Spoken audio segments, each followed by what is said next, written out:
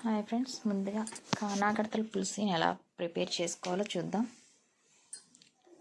Salt 2 స్పూన్ల కారం, కొంచెం పసుపు వేసుకుని చేపలు చేసేసుకుని 4 సార్లు కడిగేసుకుని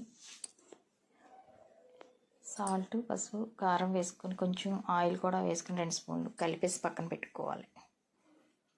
నేను తీసుకునే చేపలు మొత్తం కేజీ చేపలు ఉన్నాయి. మసాలా ఎలా ప్రిపేర్ చేసుకోవాలో చూద్దాం. ఒక 1/2 స్పూన్ జీలకర్ర, 2 స్పూన్లు ధనియాలు,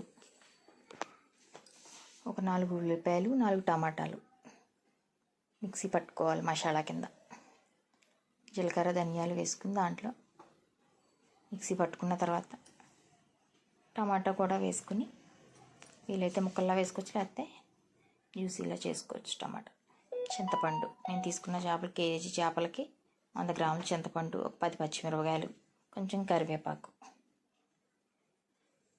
ముందుగా రెడీ చేసి పెట్టుకున్న చేపలు బాణీ పెట్టుకుని స్టవ్ వెలిగించి బాణీ పెట్టుకుని దాంట్లో ఒక 100 గ్రాముల నూనె, అంటే ఒక 5 స్పూన్ల నూనె వేసుకుని, ఆయిల్ ఎక్కువ ఉంటే బాగుంటుంది చేపల పులుసు. 5 స్పూన్ల నూనె వేసుకుని నూనె బాగా కాగిన తర్వాత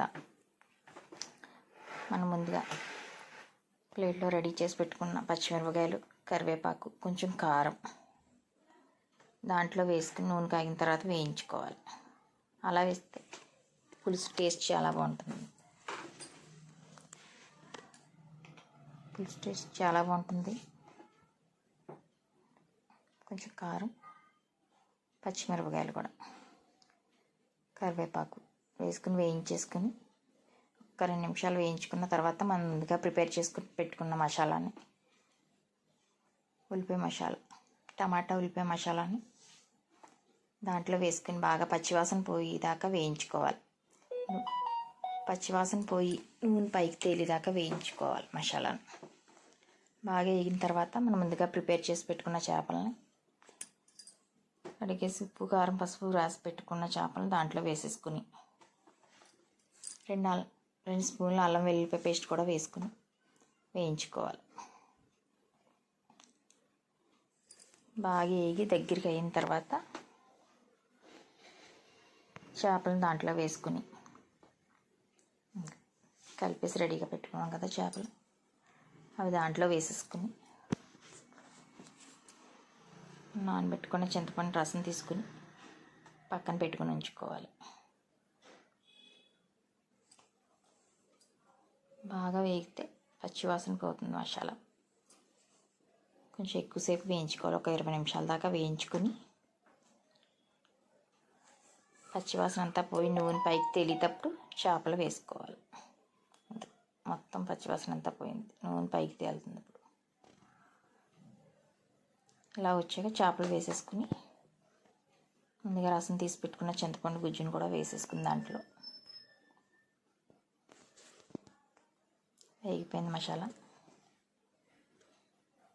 చేపలు వేసేసుకుని కలుపుకుంటూ కొంచెం లైట్గా కలిపితే సరిపోతుంది.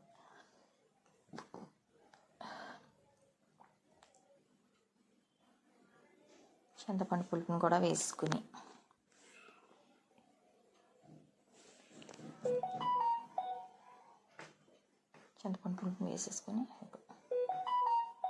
నానబెట్టుకున్న చింతపండుని రసం తీసి పక్కన పెట్టుకున్నాం.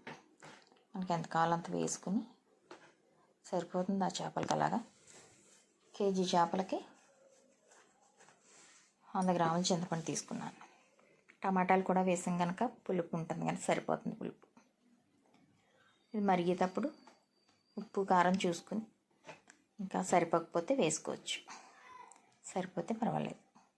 బాగా మరిగిన తర్వాత దగ్గరికి అయిన తర్వాత కొత్తిమీర వేసుకుని దించేసుకుంటే వేడివేడి కానాగడతల పులుసు రెడీ అయిపోతుంది. సరిపోతే ఇలా మరిగేటప్పుడు సాల్ట్, కారం కానీ వేసుకోవచ్చు. కొత్తిమీర వేసుకుని దించేసుకుని సర్వ్ చేసుకుంటే చాలా బాగుంటుంది టేస్ట్. మీరు కూడా ట్రై చేసి మీకు ఎలా కుదిరిందో మాకు కామెంట్ చేయండి friends. Thank you for watching.